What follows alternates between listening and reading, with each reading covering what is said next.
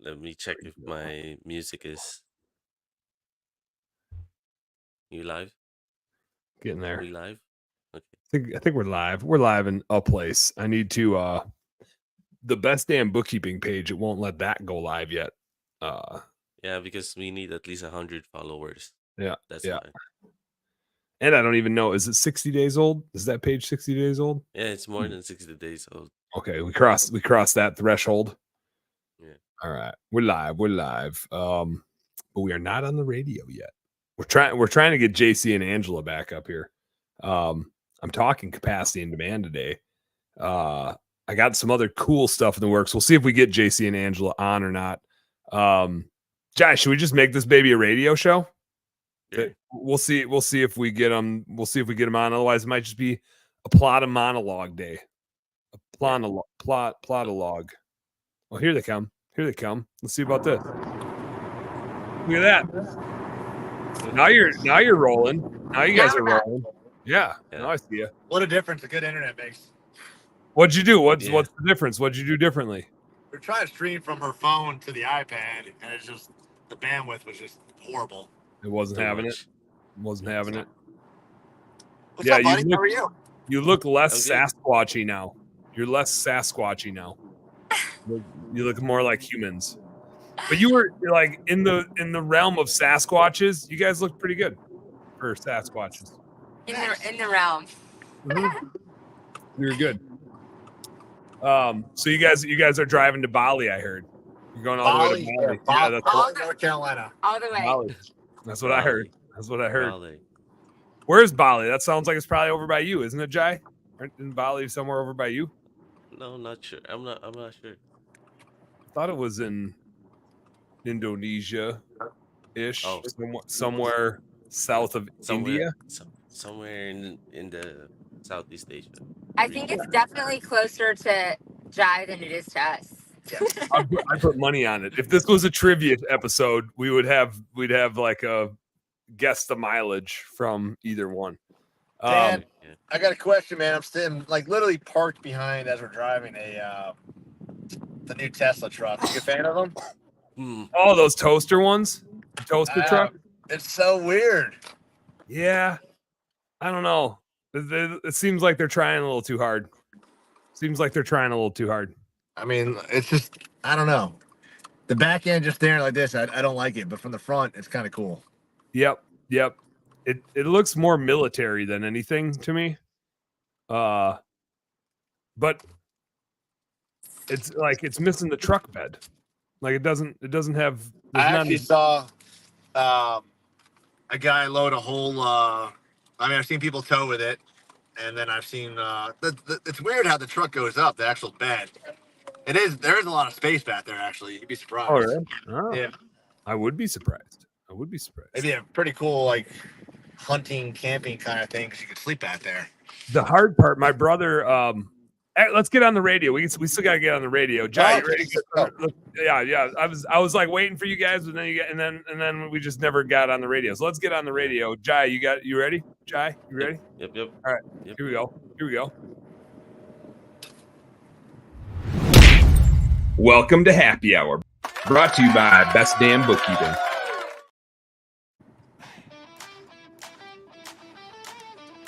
Yeah. Angela can just dance from the passenger seat. One-handed dancer.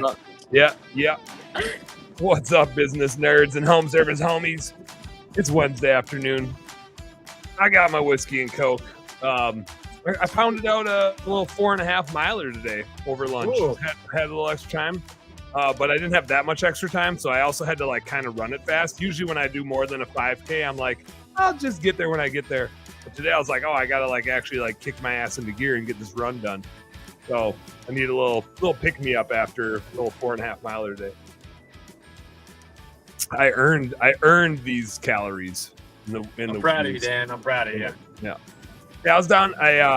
Not that this is a good time to weigh yourself, but I keep track of my poundage. And I was down to 192.5, which is the lowest I've been in a while. Usually I'm a 200. Usually I like to hover around 200, but if I hit 210, that's like my I better really start getting her back in dialed in here. So my goal is for the summer to like get back to like 190-ish on my fighting weight. I mean, it's all in my calves. I don't really know how to get rid of any of that, but maybe a calf transplant, but like an out plant. I feel like people get calf transplants. They're trying to get like things put into their calves. I'm trying to get stuff like a Take boob. it away. Yeah, What's you got the thing where you get like a boob down there. Yeah, like people get boob jobs and then they get boob reductions. I'm like the boob reduction person, but with my calves. What I need. That thing? There's a poor soul out there with little leg syndrome that could definitely use your calves. I'll trade you, JC. I'll trade you straight up a little bit of bicep for a little bit of calf. We'll trade this thing straight up. Couple ounces here. Yeah. It's like trading steak for salmon. I don't know which one's which. If you need any ass, I got some butt cheek I can send your way as well. I can sweeten the deal with some butt cheek. I do need some butt. I need some of that. I need some facial hair. I got Joe Dirt going on over here. So. All right, we'll sweeten the deal. We'll figure it out. We'll as they say, we can take this offline. I definitely don't want your liver. That's keep that. I don't know. I would disagree with you. I feel like my liver, like when you lift weights, you are beating up your muscles to strengthen them and make them bigger and stronger, right? I feel like my liver is very well conditioned. I challenge it. I break it down so it can build up even bigger and better and stronger, just like any other muscle in our body. So like when you work out, you beat the shit out of your heart, right? When you elevate your heart rate, but that's good for your heart. So why would drinking be bad for your liver? Now, if you can overdo anything, right, and then it becomes bad. But if you get it just right, then it should strengthen it. This is the story that I'm telling myself. It's not how much you drink. It's your low standards of what you drink. That's why I couldn't take it. Yeah, I get that. Okay. Are you saying you're trying to say the Windsor Canadian whiskey that is in this whiskey and Coke is a low standard of whiskey? Is that what you're trying to tell me? Because I'm pretty sure it's very cost effective. That you go to. You just never know when you're gonna need something.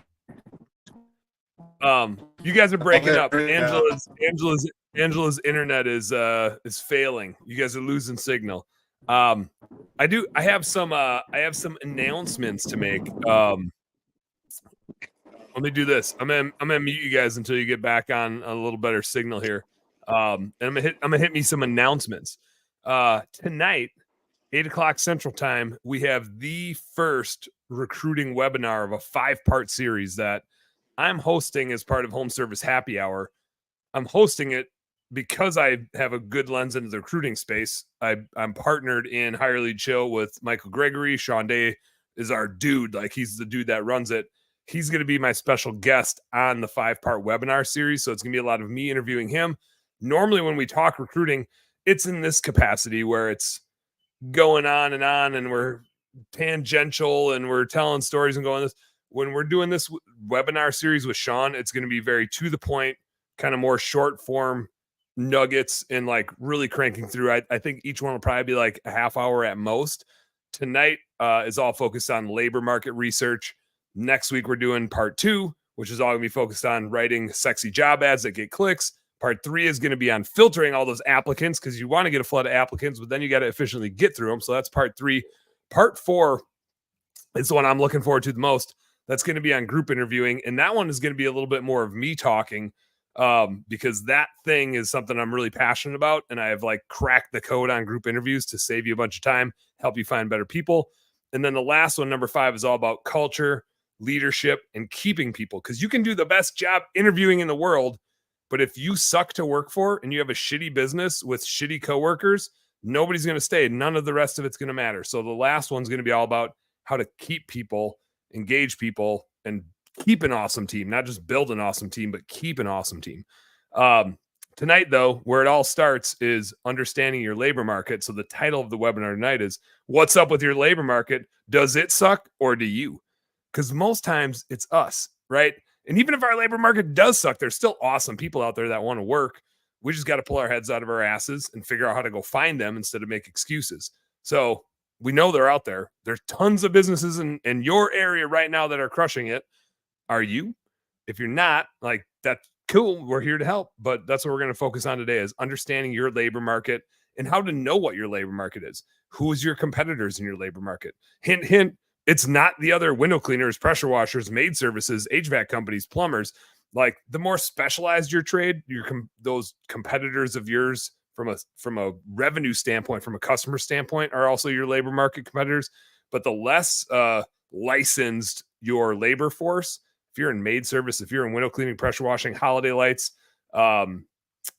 garage floor coatings, lawn care, landscaping, if you are in those markets, your labor market competitors are not the other landscapers, are not the other window cleaning companies, are not the other maid service companies.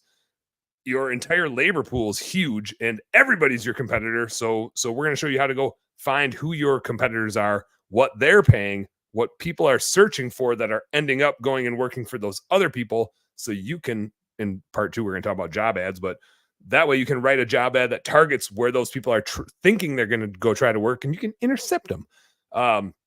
So it's all about understanding your labor market, who's out there, where are they working, what are they searching for, all that stuff. So we're going to be covering that tonight. Again, 8 o'clock Central Time, 9 Eastern. It's going to be, I don't exactly know how it's going to work, honestly. It's going to be like live on my Facebook page on a StreamYard webinar. So you can click the link, and I don't even know where the link is. The link is somewhere out here in space. Let me open it up and see if I can find it, and then I'll put it in here, and we can put it in the Facebook feed and the YouTube feed and the feeds, feed. Here, I can copy and paste it in the YouTube feed. There's the link for the webinar. Let me drop it in the Facebook feed here. I think I can do that. Yeah, I can do that. If I can find us live out here, I can do a copy and paste. I'm good for it. But click that StreamYard link in this feed that I'm feeding, and then it'll like prompt you tonight at 8 o'clock Central Time to jump on. There's going to be some cool giveaway things. Oh, Jai, did you already post it? Yeah. I think Jai Did might you have make already. your Did you make your live stream public? I think we forgot to do that. Oh no, we got to make the live stream public. You're right. I did really good at that for a while. Let me see here. Yeah, Let me see here. Where's my? that's fine. That's fine. Thanks for Oh, look reminding who's me. jumping buddy. on. I saw. Is that Rob? Is that Rob out there? Rob's in the house. Rob's literally Coming in at Bali. you. Coming at you. Let's see. Here we go. I'm at the beach. There we At go. the beach.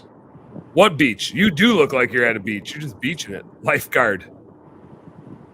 Oh, now it's really zoomed in. Ocean City, Maryland. There you go.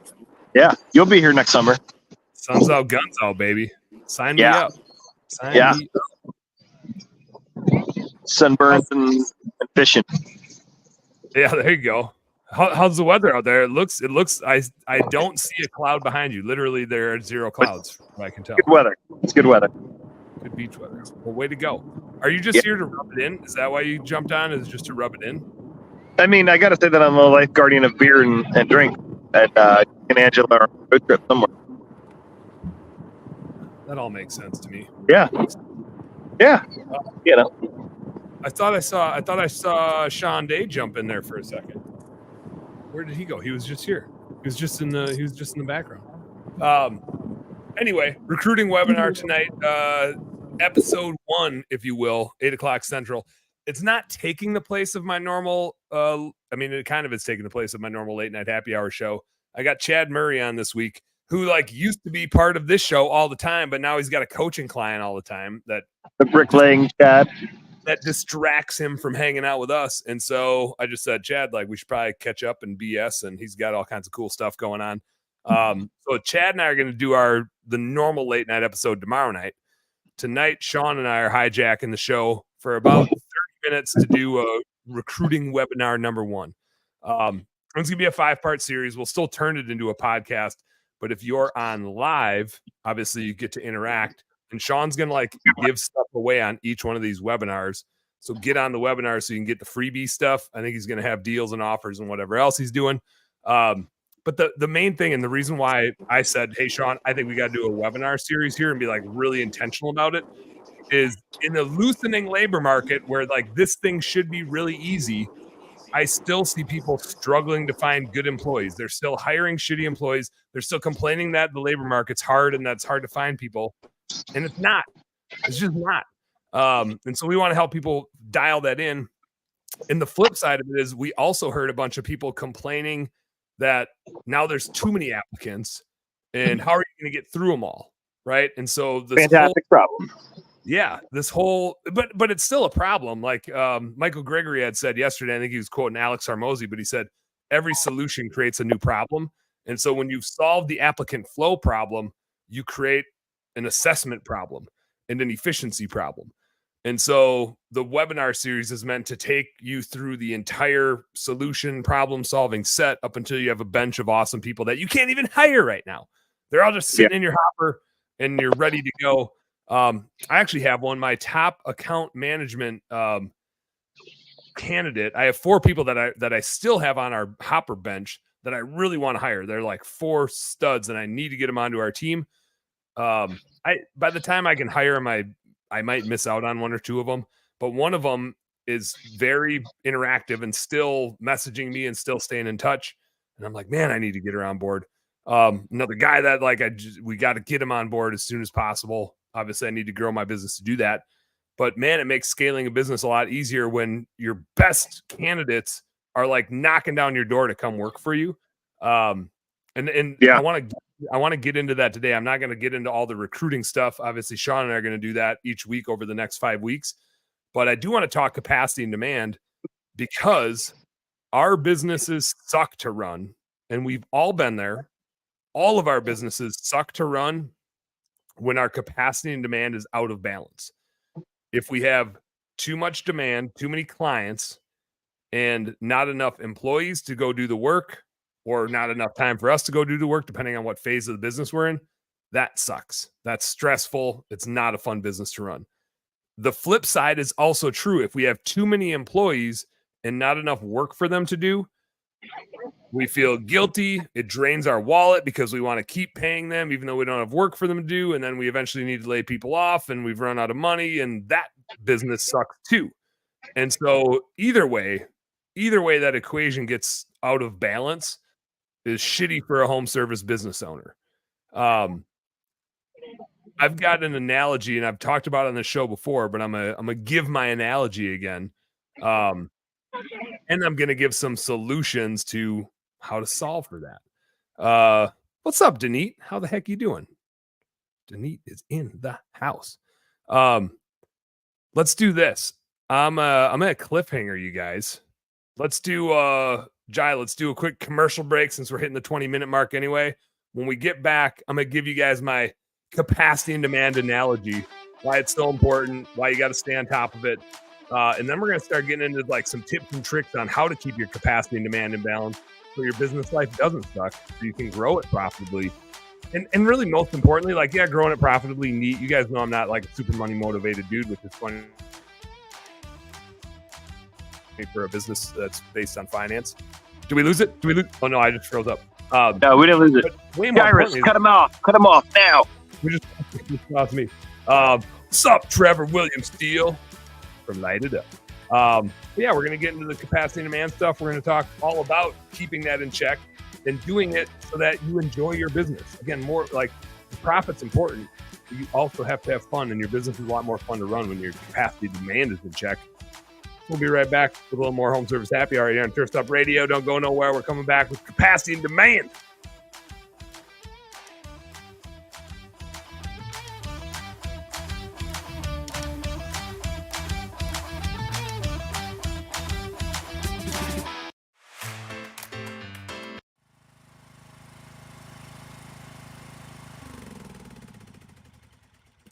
Landscapers, had enough of disjointed and outdated software? Upgrade to Aspire and say goodbye to estimating, scheduling, and routing frustrations. With Aspire, it's smooth sailing. Work orders? Handled. Mobile access? Done. Invoicing, payments, and real-time reporting? It's covered. Aspire's got your back. Why settle? You deserve software that works just as hard as you do. Learn more at youraspire.com. That's youraspire.com.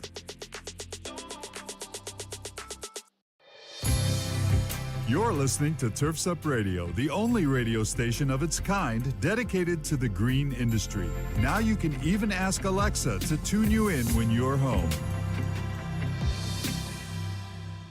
True Fuel is a high-octane fuel precision-engineered for your 2- and 4-cycle equipment. They use the most advanced synthetic lubricants and stabilizers in an ethanol-free fuel, improving performance, protecting your equipment, and saving you time. That means easier startups, smoother idling, and quicker trigger response, plus extended life for all of your equipment. True Fuel is ready to use and easy to store, helping your operations be more efficient and reducing maintenance costs. We at Turfs Up use True Fuel because we know it works and we know it's the best option. Check out TrueFuel50.com to learn more. That's TrueFuel50.com.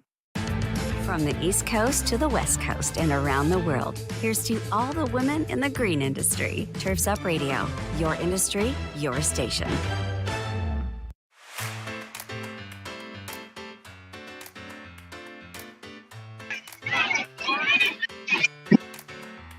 Angela's not here to do the dance, so we're stuck with Dan doing a dance. Yeah. That's all I got. Welcome for the dance. This is what I got. This is all I got. It's like 8th grade. Raise the roof. You know the drill. Yeah. Oh, whoa! Dyson's got some moves.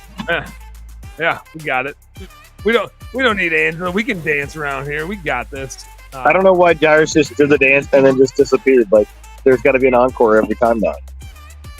This commercial break brought to you by Jairus Breakdancing. He can do whatever the hell he wants. He's the producer. Yeah.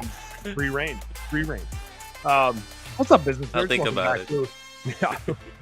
Welcome back to a little more Home Service Happy Hour right here on Turf Up Radio. JC and Angela are on the road to Bali. They're submarining their car.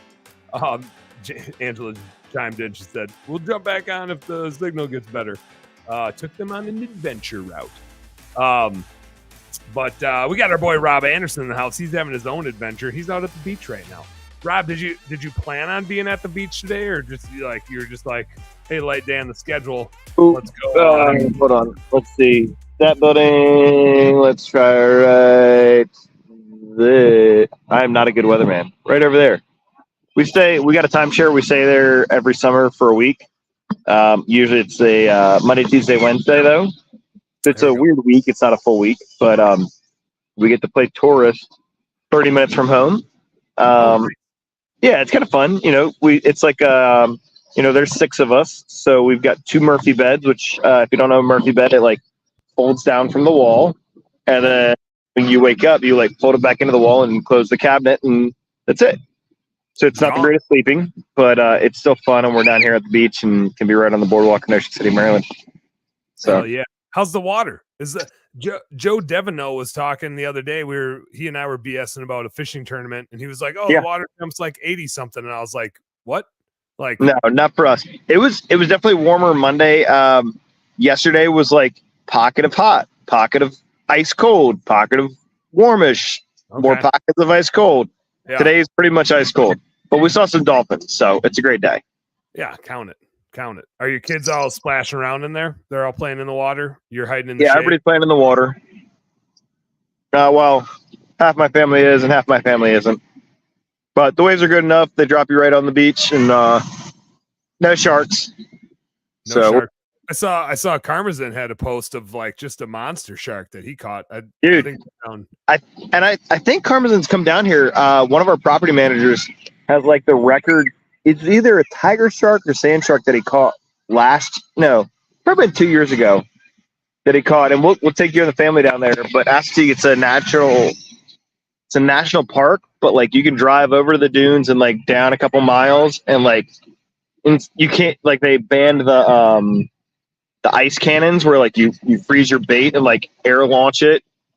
Yeah. So he just literally paddles out in his kayak, chums the water, drops his hook in the water, and then paddles back to shore and just hangs out there. Like people like are taking like full blown RVs out there. It's pretty. It's next level. We just take our expedition, drop some firewood 5 feet from the car, don't burn up the car, and trying have not to fun. light the car on fire. Yeah. Unlike the guy who owned the building that you guys bought, he was all The about. fire marshal came out today. That was fun. So we'll see. That'll be another podcast. I was gonna say, like, is there any? Was the fire marshal like interrogating you to figure out what you knew, or what was he up Well, I was at the beach drinking, so no, he didn't interrogate me, but he talked to my office manager, and like there's just too many fishy things for it to be a freak accident. to? Yeah. Like this doesn't make sense. All I care is that the trucks get out of the way and we can continue with what we need to do at the building. That sounds about right. What? Speaking of which, what are you drinking over there? I see you have a closed container. So this thing my wife got me for Father's Day. It's the Incognito drinker. You may or may not see me with this at like a huge convention or something else like that. Yeah. But it holds liquor inside, and you can put soda in the middle. Or no, you put soda in the rest of it, and then there's like a way to like take a shot, or you just mix your whole drink in it and don't care about anything else. That sounds good too. You Yeah. definitely need that, Dan. You definitely need that one. Justin Noggle got me an attachment that you put on top of like a big Yeti mug type of thing. Yeah. And that holds like 9 shots. Yep. And I was Nice. like, Justin, I don't know. I mean, like, I like my shitty light beers and such. I think if I had 9 shots of liquor, like in here, there's probably like 2 or 3. I think if I put 9 shots in, I don't care how big the container is, I think you're going to see a little bit of a different Dan Plata. I think I'm going to be in a little bit of a different mood. It's a lot. Well, like Booze. this thing comes with like a 6-ounce body. You can put a 9-ouncer in it. I'm like 9 ounce. Like I'd like to drink like, I mean, this is like a good 24-ounce container or whatever. Like I want to drink a couple of those before I feel like wrecked. Yeah. Yeah. I'm running a marathon here, not a sprint. I'm not trying to be on my face. And we didn't have enough ice in it the first time I used it, and I put some really bad bourbon in it, and it was like, this is awful because you can just take a shot of it with it, or you can like mix it, or you can do like a 50-50 or whatever. And I'm like, I guess the key is put your favorite liquor in it plus soda. Just in case you want to take a straight up, like, is there a different like straw or sipping mechanism on the top where you can get just booze out of it versus a mixed concoction? So right here, and I don't want to spill it, but you just press this button and it like opens up a hole in there. Oh, neato. Yeah, so you can like decide, I just want to drink just liquor, and it'll basically do that. Yeah. Or you just say, or you just go for it. honey, I'm out of beer. Yeah. I'm not out of beer. I'm out of bourbon in this. Yeah. Yeah. That's usually the go-to. Or kids. Yeah. Like kids. Dude, we went not ice fishing because, we're at the beach, and we caught like 30 or 40 fish, and a whopping 3 were keepers. Yeah, I saw your post. None were quite too big. I'm like, oh, what'd you have for lunch? I was like, fish sandwich. I'm like, oh, did you bring us home some? No, I ate all of that because I was really hungry. And it was the size of the sandwich. So Jairus, because Dan's completely off of this. Dan, what's your analogy? You had an analogy you were going to tell us. Oh, the capacity and demand analogy. Yeah, let's hear it. Yeah, You like let's hear it. So this is the best analogy I've come up with in a decade of working on this stuff. In a decade. This is the best I've come up with. So if you think it sucks, then I suck. Is kind of what it means, because I've been thinking about this stuff for about 10 years. But here's what I find. Again, capacity and demand, like if they are equal, your life is good. When you have the right amount of workers for the right amount of customers, which usually means you've got a little bit of a backlog of both. And I'm going to talk about that in a little bit too, of how to get a backlog of both. When you have the right amount of capacity with the right amount of demand and they are running smoothly together, life is generally good. And then you lose a couple employees and your capacity goes down and life sucks. Or you lose a few clients and your demand goes down and life sucks. Or you get too many of either one and life kind of sucks, because if you get too much capacity and you don't have the demand to fulfill it, people's paychecks are small, they leave. It's a knee-jerk reaction. So here's my analogy that I just tend to find when you're running a home service business. Welcome back, Rob. Rob departed and came back. He was bored with my analogy. He was bored with the setup of my analogy. I didn't even get my analogy yet. Get to the point, Bueller. So here's the analogy. Managing your capacity and demand is kind of like Ricky says, let's go. So it's like driving a vehicle. And I've never driven one of these vehicles, but you can imagine what it would be like. Let's say the left side of your vehicle is the marketing gas pedal, and the tires are connected. There's no steering wheel, but the tires are connected to that gas pedal. So that's the left side either goes forward or backwards. Well, it doesn't really go backwards. It only goes forward, or at least you try to make it go forward. When you push that gas pedal, that side of the car moves forward. The right side of the car is your recruiting or your capacity engine gas pedal. And so you're pushing that gas pedal down to get the right side of the car to go faster. Now, each has its own individual gas tank, and money is the fuel for either one of them. And obviously you can create a more efficient engine in each one of them, but the right side of the car and the left side of the car operate pretty independently. If you push on the left gas pedal for marketing and you get a whole bunch of clients, but you don't recruit and push on the right gas pedal, your car just goes in a circle. The left side of the car is going to move, the right side of the car is not, and you're going to spin in a circle. You're not going to actually go anywhere. You'll sell enough stuff for you to produce, but if you don't have any other people to produce it, you can't drive the car forward down the road.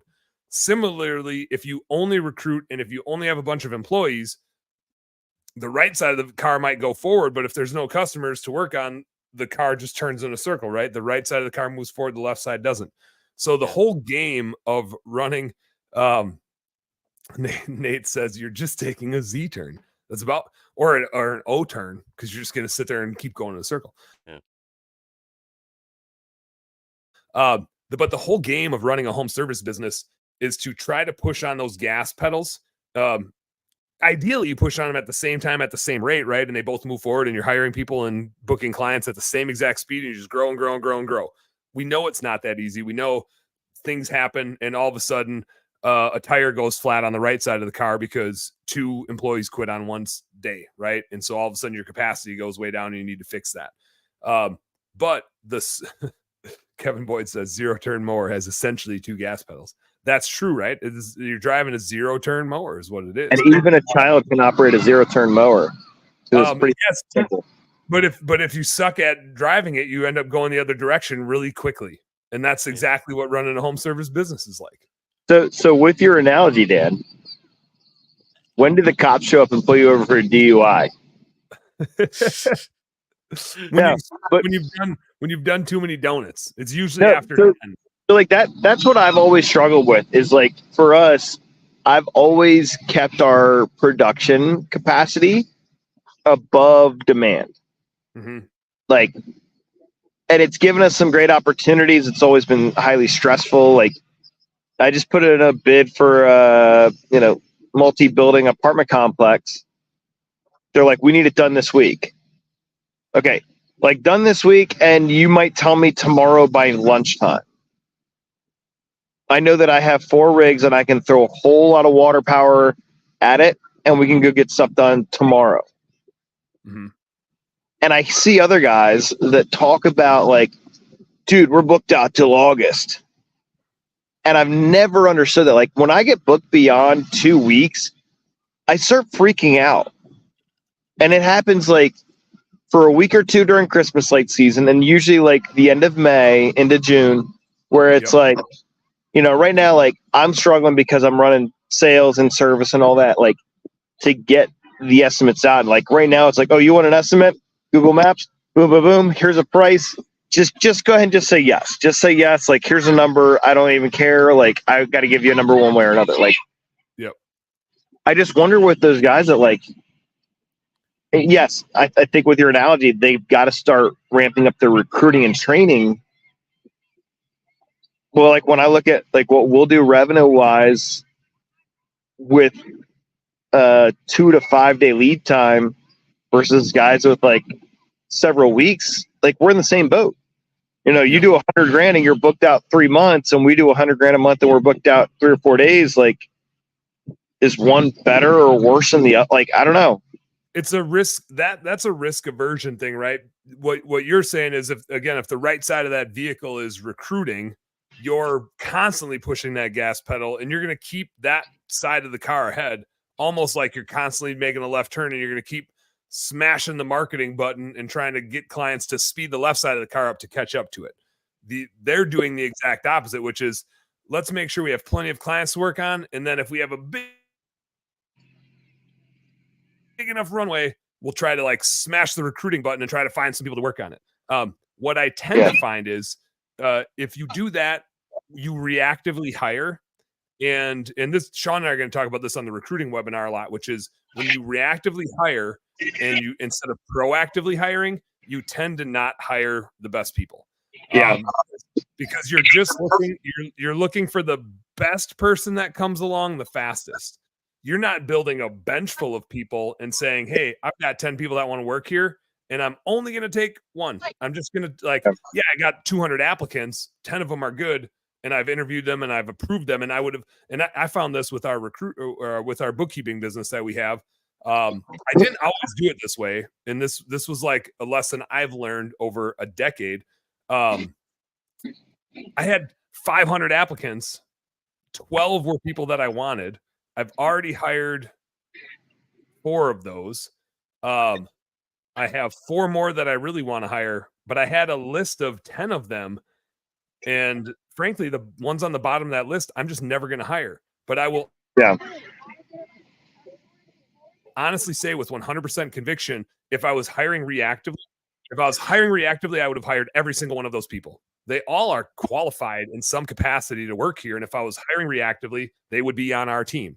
And you would get a worse experience because I didn't hold out and didn't proactively interview enough people that I could just pick off the cream of the crop. And so in turn, I have some amazing and I haven't done this in my historical businesses. This is like a thing I always knew to build a hopper, and now I'm just using it really strategically. But I'd rather have that wait list. Now, I have a recurring service business, and Rob, I think it's a little bit different. If you're in lawn care, we're more transactional. Yep. If you're in lawn care or maid service and you have a recurring service, lawn care is a little bit different because it's such a seasonal thing that you like got to be ready to go. Maid service, you can like wait list customers a little bit better. And in a transactional business, you can wait list them for a period of time, but eventually they're going to go find somebody else, right? Like they're not willing to wait 4, 5, 6 weeks to get this project done. They want to get it done sooner rather than later. That's why the hell they called you. Maybe they'll wait a little bit longer if you give them some sort of deal, but they're generally not willing to wait that long. So you can have a little bit of a wait list, but you don't want to have a wait list forever. And one thing that I have found, and this is just back to what you said, Rob, is like, why would anybody choose that versus choose this? It's a risk aversion thing. And it's which stress do you want?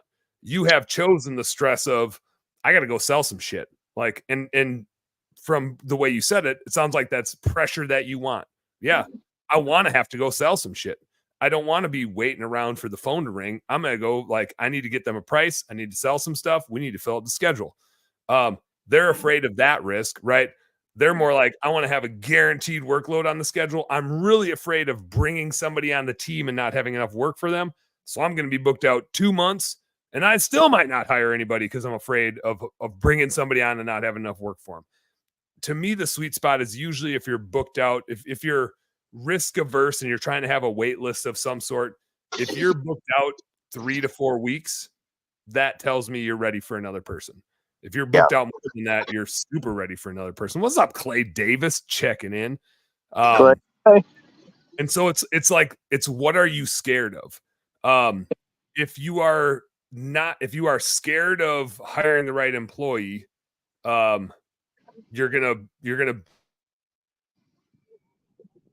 build up the employee side of it first, and then you're gonna try to like catch the demand up later. And that's what you're doing now. You're saying like hiring the right employee is harder. So let me go find those first.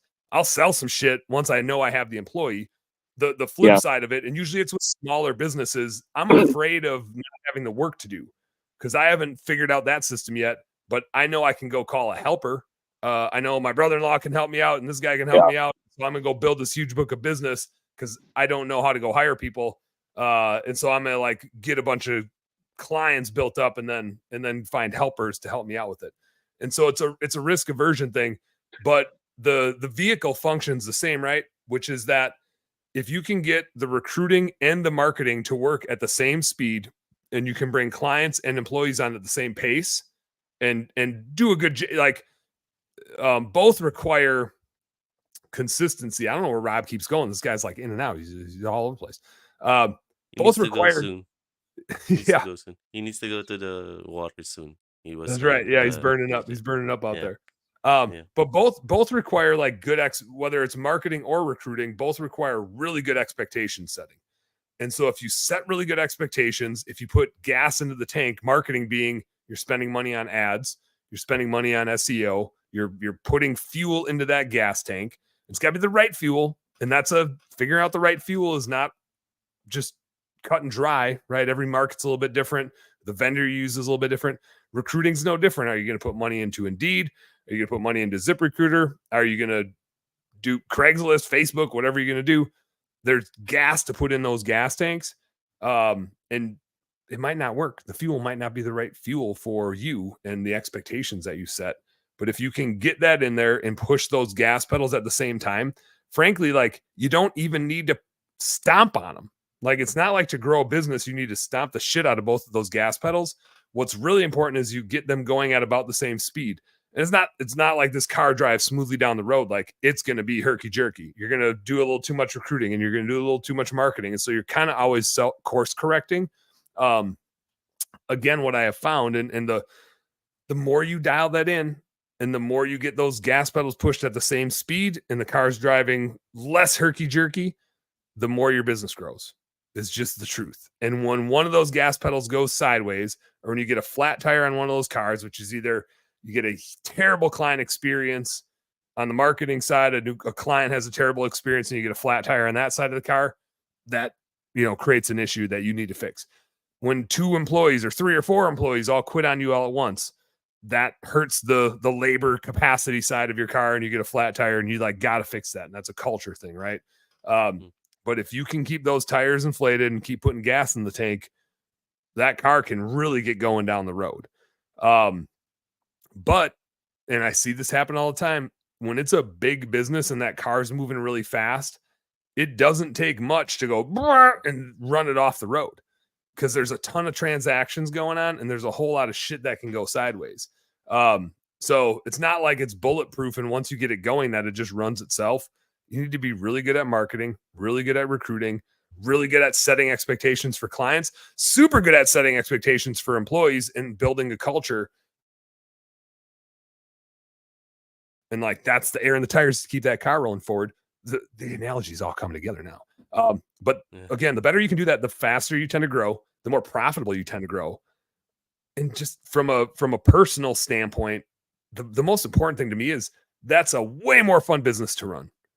In terms of being the business owner, if you can trust that you can do a great job for your clients and they're going to be happy, and if your employees can trust that what you told them when you interviewed them is what's going to happen and play out for them, and they're going to be happy with the job that they signed up for, expectations are set accordingly, people are paid fairly, people are charged fairly, and that capacity and demand keeps chugging forward, that business is so much more fun to run than a business where capacity and demand is doing this. Because the more the car does this sideways shit, the more you're involved as a business owner, putting out fires and solving problems, and you are not having nearly as much fun running that business. Yeah. And it's just all about being proactive. All about being proactive. Just like what Nate said here. Taking the Z turn. Rob's clearly he's checked out. He's having cocktail time. Jai, why don't we take a little commercial break? We gotta give a word from the Turfs Up sponsors here. We'll do a little commercial break. We'll be right back. I want to tell you guys a little bit more about, and it's going to be a little precursor to the recruiting webinar stuff that we're going to do. And some of the stuff that I've done internally in our business here to make sure that my capacity and demand is airtight. And it's a reason why we're growing like crazy. I'll pop the hood on Best Damn Bookkeeping a little bit. tell you what we're up to, how it's going here, and why I think it's going so well. Because it's all stuff you guys can do too. Stuff you can do. So you should do it. We'll be right back with a little more Home Service Happy Hour. I'll tell you all about it. Cheers. Let's go.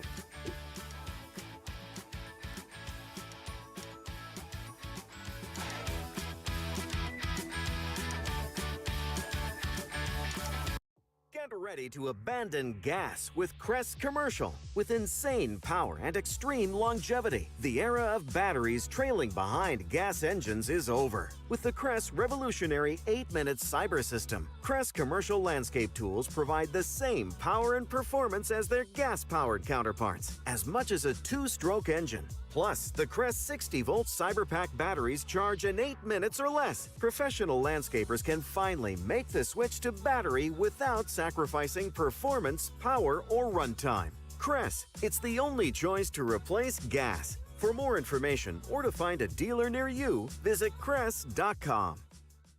Creating art from darkness. For over 20 years, Cast Lighting has designed and manufactured the world's most durable, energy-efficient, and technically advanced landscape lighting products available at astonishingly affordable prices. Cast offers an all-encompassing line of products with everything you need to get the job done. Cast Landscape, their most durable product, is best-in-class, low-voltage landscape lighting made of solid bronze with integrated and drop-in LED technology. These fixtures are built to endure the most demanding environments. Source Lighting, a new division by Cast, is your source for professional grand landscape lighting made of durable brass, offering both integrated and drop-in LED technology, and backed by Cast, the world's most durable outdoor lighting. Cast Lighting gives you innovative, state-of-the-art, old-world craftsmanship with tomorrow's technology. Visit their website at cast-lighting.com today. That's cast-lighting.com. Having issues with your maintenance schedule? Want better routing and ability to track your vehicles when they leave the shop? Do you want to reduce your liability exposure with your vehicles that are moving billboards on the road? GPS Fleet Consulting uses cloud-based dashcam monitoring and can easily track your vehicle maintenance using real odometer readings. GPS Fleet Consulting can also assist you with live phone support and email support with guaranteed same-day responses. Yes, same-day responses. Stop wondering where your trucks are and start managing your fleet with GPS Fleet Management Systems. For more information, visit gpsfleetconsulting.com. That's gpsfleetconsulting.com.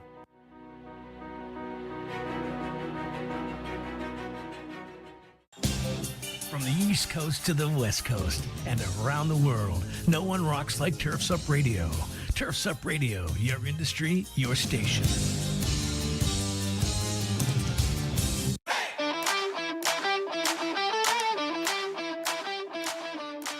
Take a little drink of my refreshment here. Get my vocal cords right. It's Michael. What is it? Is you by yourself? What? I mean, like, I was for a second, then Guy came on, but then here you are. I was having some technical difficulties in meeting with my boy Chris Cook, so sorry. What's good, Michael? You said Chris Cook. I was thinking Trevor Cook. Who's Chris Cook? Do I know Chris Cook? Casey Power Clean, Brea, California. Okay. Is he related to Trevor? Are they the Cook Bros? No, that'd be awesome. Maybe They like should be. 11th cousins. I bet they are. What are the chances that they're not? They must be. They must be. Cook's a pretty common name. Yeah, but 11 cousins is a pretty long way down the stretch. Like, at some point, we're all related, right? So, like, yeah, you know. Like, Jai and I are 8,258th cousins. So, you know. I love those, like the DNA test you get back and like, I'm 1% black. Yes. I've never done one of those. But I did tell people for a long time that I was half Chinese and half Mexican. You look like it. Just to see how that would land. Most people didn't buy it. How was the show today? If Jai was like, "Hey, I'm half Chinese and half Mexican," I'd be like, "Oh, okay." I can see it. Yeah. Yeah. How was the show? What did we miss? What did I miss? We're talking capacity demand. Rob's out on a beach, but he bailed on us because he had to go into the water to like drink somewhere else. JC and Angela are headed to Raleigh, North Carolina. They were in the car, so they're having some bumpy reception. They took the adventure route. Yeah, they did. They're aloof. We don't really know if they're okay, honestly. Well, they I just think she just said something, so she's all right. She's alive. As long as JC's driving, I think they'll be all right. No, that one's from a long time ago. That was from right before. That was from right after they checked out. We haven't heard back from them. We don't know where they're at. Okay. We'll see. They might be tied up by a Sasquatch by now, but we'll find out later. The cool thing is, Michael, we got the recruiting webinar starting tonight. Sean Day, special guest coming on, and we're talking tonight, episode 1.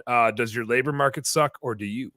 And so we're going into labor market research and how to know who you're actually trying to hire and who your real competitors are. Because one thing that's really interesting, I talked about it earlier on the show, but I gotta get you up to speed.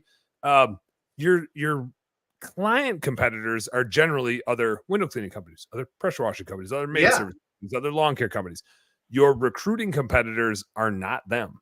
That is not your competitor. Your recruiting competitor is food service industry, warehouse industry, manufacturing industry. There's blue collar jobs everywhere. And for the most part, those are the people that are hiring the majority of blue collar laborers out there. Blue collar laborers aren't like, I want to go clean windows all day. They might love cleaning windows all day, but when they go search for jobs, they're searching for warehouse and manufacturing jobs a lot of time, or food service jobs, 100%. or retail jobs. And so Sean's going to show us how to go figure out what they're searching for so we can go intercept. Because if they're not searching for the things that are in our job, description, I said it like an idiot for a reason. If they're not searching for the stuff that's in our job ad, they're never going to know that they should come clean windows for us, or come pressure wash for us, or come clean houses for us. And so labor market research is super, super critical. And it has to start there. If you just start blindly posting job ads without knowing what people in your labor market are actually searching for, and who the biggest job posters are, like if it's Amazon out there, like start writing job ads that people looking for a job at Amazon are going to find your job and be like, oh, I didn't know I could make more money doing this than moving boxes at the Amazon warehouse. Whatever the case is. So we're going to go over all that stuff tonight. Right now, though, we're talking capacity versus demand. I did my analogy. My analogy of the car driving down the road. You got a gas pedal for marketing, gas pedal for recruiting. Here's some stuff that I've done in growing Best Damn Bookkeeping. I figured I'd pop the hood on Best Damn Bookkeeping a little bit. I don't know if I told you this, Michael. We eclipsed 100 recurring clients. What? So we passed the hundo mark. And I have a wait list of about 10 clients, and I have a wait list of 4 account managers. And so this is the thing, and I'm going to teach this in the recruiting webinar of why I think this is really important. But this is a thing I've learned from, especially in a recurring service business. In an emergency service business, if you're in sewer and drain cleaning and your name is Ben Smith, or Ben, or anybody else that's doing emergency services, going to be really hard for you to do a wait list of clients. If you're in window cleaning or pressure washing, you can usually get out 4 weeks. If you're past 4 weeks, it starts to get really dicey. A lot of industries, a month is kind of the deadline of how far out you can be booked before they're just going to be like, nah, that's not going to work for me. On the recruiting side, you can be as long as you want. I might be booked out 5 years of account managers. Why not? There's no repercussions to having an amazing list of pre-approved people to 100%. Go after, which is like cheat code. That's a freaking cheat code. If you want, and I talked about it earlier, but if you balance capacity and demand equally, and if you have the best team in the world, man, your business is kind of easy to run and really fun to run. There's still new challenges because the downside to having a really good team is you grow really fast. And then you said it yesterday on our meeting, Michael, when you have solutions, it creates more problems. It does. Well, I didn't come up with that's Alec Chamosi, Russell Brunson. And it's it's so spot on. When you're growing really fast, that's great. And you tend to grow really fast when you have really good employees, because it's easy to sell your stuff when your employees are awesome, which is awesome for you, but also just creates business model problems over and over and over again. Super cool problems to solve. But that's where we're at Best Damn Bookkeeping. So we crossed the 100 client threshold. We have, like I said, I think 10 on our wait list right now. demo. I do have a little, and this is the bottleneck. I don't know if I'm ready to solve it just yet. But I have people like booking demos, but they can't get them till like July 17th. I saw somebody booked because next 2 weeks are booked. I'm off the week of the 4th. Hint, like I'm just like fishing. So if you actually need to meet with me, text me. Well, hold on. I'm going to interrupt you really quick, Dan, because this is like a testament to you. And you're building a business that booked out everybody pretty far wants. demo. Can you hear me? Okay. Can you hear me? Hello.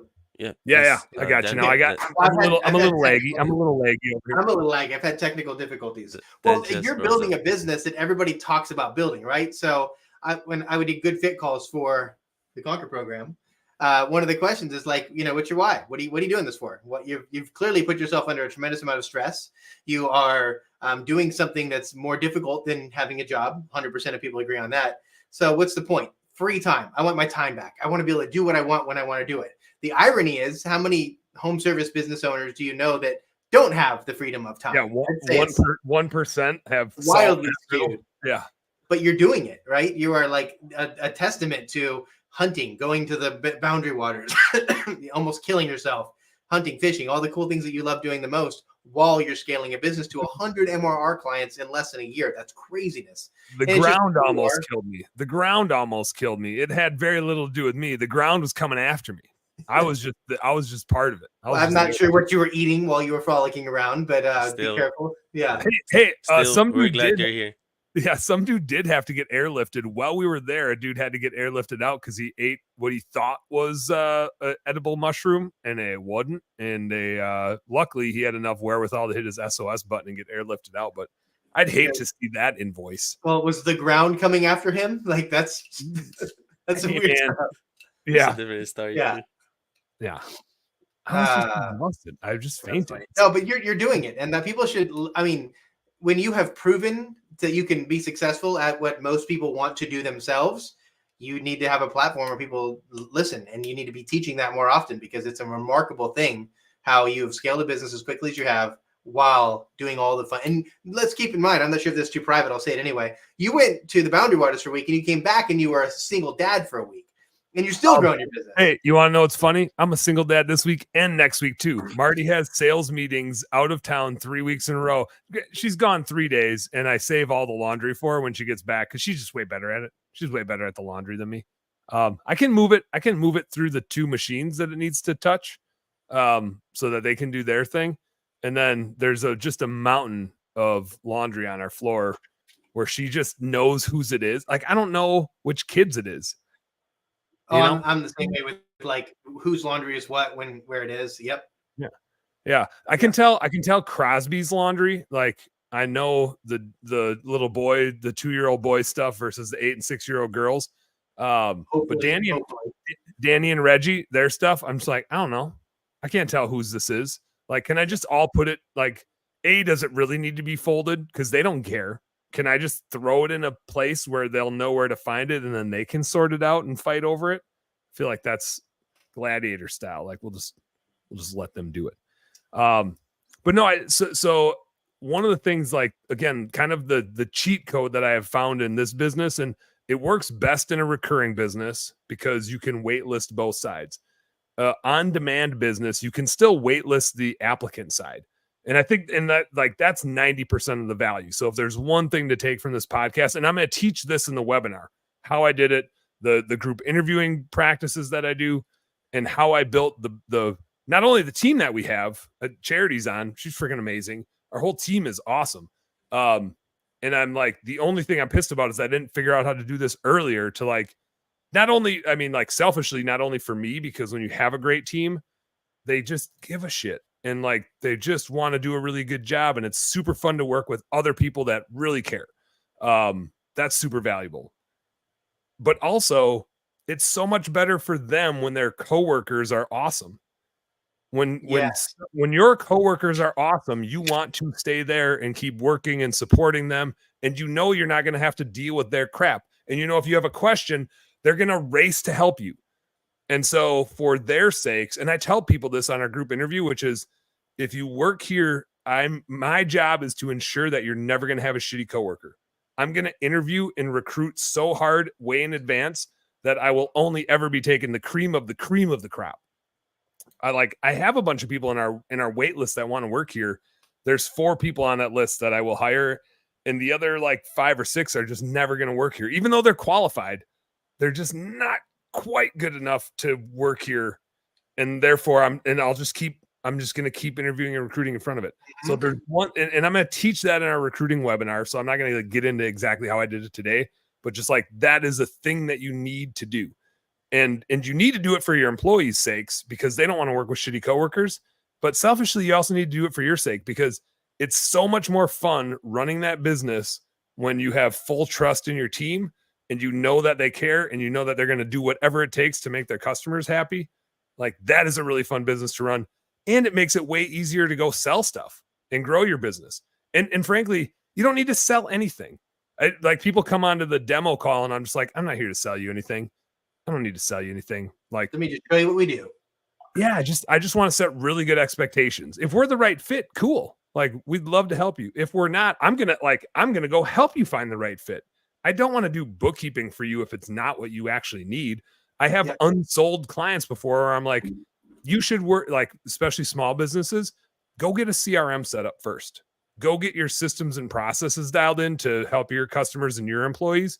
When you have an employee and you're pushing $100,000 to $200,000, give me a call. That's when bookkeeping is going to get really valuable. But right now, as your finance nerd, I'm going to instruct you to invest elsewhere so that you are a $200,000 business, and then I can help the shit out of you. But right now, there's other stuff that I think you can do that'll help you more. And that's awesome. I want to help. I don't need to do bookkeeping for people.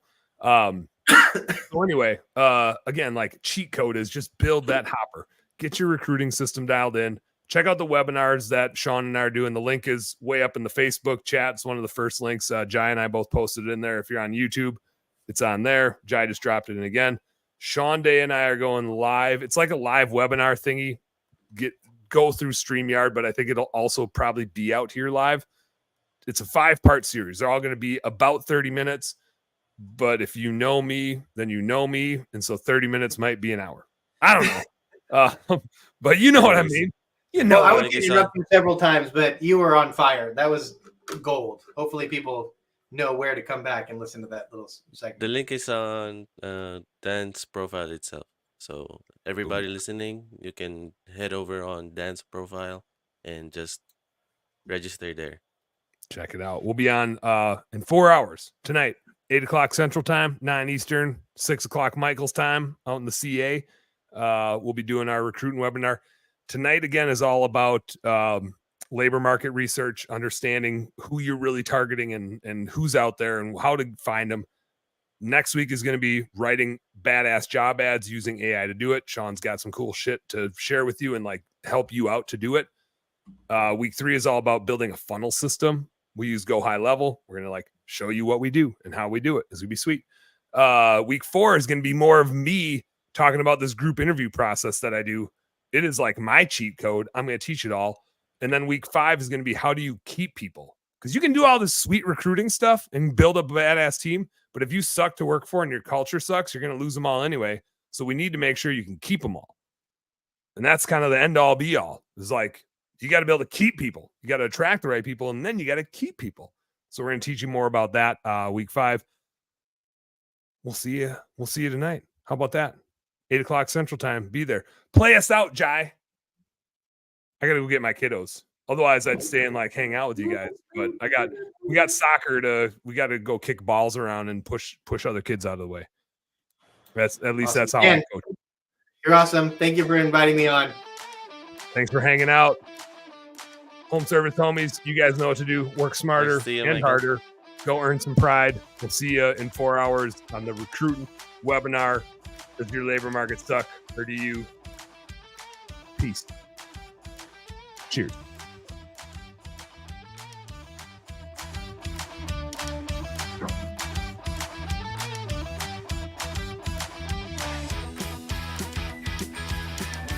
Oh yeah, I'm the one that needs to click the button to end this thing, aren't I? I was sitting over here just sipping on my cocktail, having a grand old time. Nothing wrong with that. Peace out, friends.